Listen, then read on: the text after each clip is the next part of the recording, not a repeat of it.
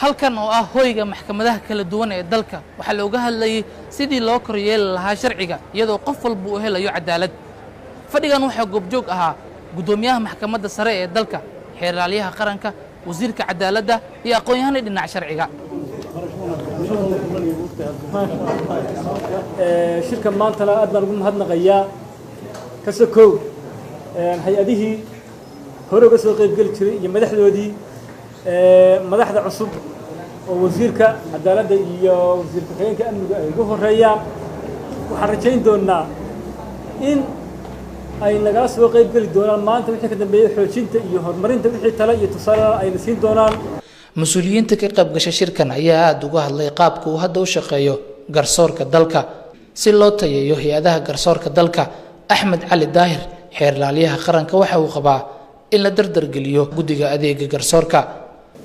waa laga yaabaa qofka inuu saxsan yahay oo cadaalad darro lagu sameeyey, waana laga yaabaa in cadaalad lagu sameeyey sidii uu rabay uu waayey.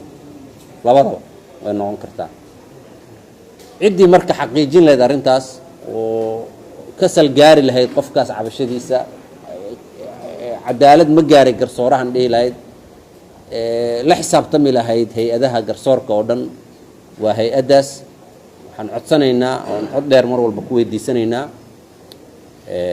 si golaha adeeg garsoorka si loo dhiso golaha kan wuxuu u baahan yahay shaqo badan in la qabto. xukuumadda shaqaa laga rabaa, baarlamaanka shaqaa laga rabaa, garsoorkana shaqaa laga rabaa naftirkiisa.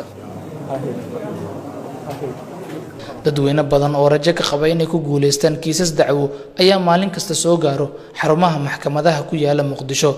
qaarkood waxay la kulmaan natiijooyin aysan ku qancin. wasiirka cadaaladda xukuumadda Soomaaliya Xasan Xuseen Xaaji waxa uu sheegay in sharciga uu ka weyn yahay qof walba, garsoorayaasha maxkamadaha dalkan ay cadaalad ugu adeegaan bulshada Soomaaliyeed. qareennada waa inay ka madax bannaanadaan arrimaha musuqmaasuq. garsoorayaashina waa inay ka madax bannaanadaan. madax bannaanida oo hadda oo guddoomiyaha yacni noo sheegayay oo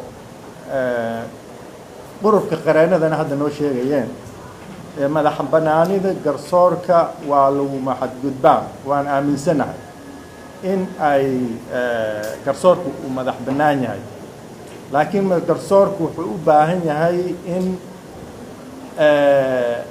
asigii naftiisa la ilaaliyo, anshaxi la ilaaliyo, cadaaladii samaynaya la ilaaliyo. madaxweynaha laga guuleystay 8 bishii Febraayo ee Xasan Sheekh Maxamuud ayaa isbedel ku sameeyay hay-adaha garsoorka dalka.